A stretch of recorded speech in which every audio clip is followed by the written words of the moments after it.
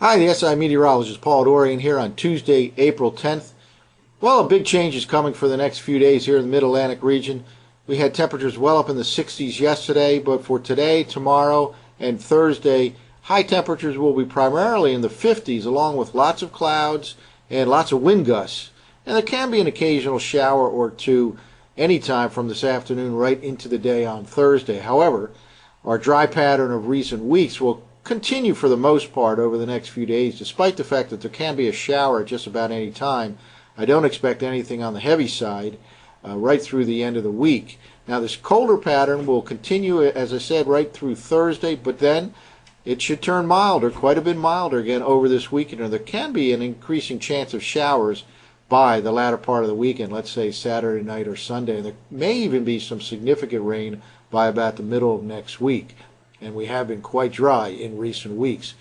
Well, before we get to the surface map, let's take a look at the 24-hour temperature change. This map is from the Penn State EWOL site, and it does show quite a bit of cooling here over the Midwest. All these blues, negative numbers here across the upper part of the Midwest on the order of negative 10 to negative 15 degrees indicates how different temperatures have been this morning compared to yesterday morning at this time. It's also a pocket of quite a decent temperature drop here right along the Mid-Atlantic region here, along the Mid-Atlantic coast on the order of 10 degrees or so from this morning compared to yesterday morning.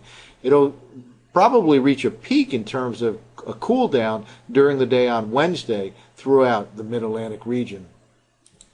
Here's the latest conventional surface map, and the big story is this storm system here up over southeastern Canada. It's really just pinwheeling around or spinning around here in this part of the atmosphere, and will continue to send in wave after wave of colder air mass. This is a couple of lines here, trough lines here, representing a few degrees colder air moving in behind each one of these lines. And again, by the time tomorrow afternoon rolls around, it'll probably reach the peak of this particular cold spell that'll begin today and continue right through Thursday. Temperatures tomorrow will struggle to get out of the low 50s in many spots in the Mid-Atlantic region. That's well below normal for this time of the year. The normal high, for example, around Philadelphia right now is about 60 degrees.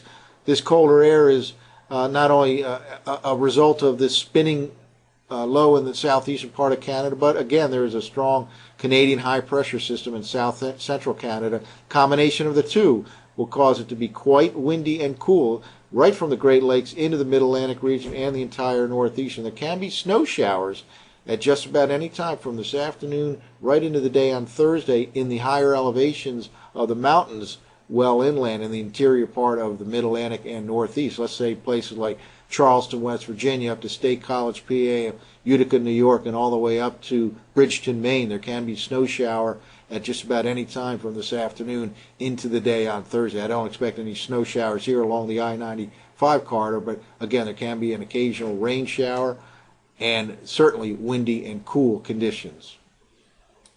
Well, here's the latest radar loop. We really haven't seen this in a while. This is kind of like a Great Lakes snow effect type situation here. We see some bands of precipitation, both in the form of rain and snow showers here, upstate Pennsylvania, coming right off of Lake Erie with this strong northwesterly flow of colder air. And again, later on today, especially and tonight into the day on Wednesday, there can be snow showers here in the Appalachian Mountains right from West Virginia all the way up into the interior part of New England. Some rain and snow showers in upstate New York as well. There can be a rain shower or two anywhere along the I-95 corridor later on this afternoon or tonight, and as well as during the day tomorrow, but much of the time will be rain-free. Here's the latest IR composite satellite loop of the U.S., and here's that pinwheeling effect of this low-pressure area in southeastern part of Canada. Large high pressure in south central Canada that extends all the way down in the central part of the U.S., but you can almost see the flow here, the flow out of the northwest towards the Great Lakes and into the Mid-Atlantic and Northeast. Again, this will usher in colder and colder air over the next 24 hours, probably reaching a peak tomorrow in terms of coldness, with temperatures struggling to get past the low 50s in many spots in the Mid-Atlantic region, along with a lot of clouds and strong wind gusts. This will continue to spin around here for the next couple of days as it slowly weakens. By the weekend, however, this upper level trough does move off to the east, and that will allow quite a bit of milder air to move in over the weekend, and we could very well be touching 70 degrees by Saturday or certainly Sunday in most of the Mid-Atlantic.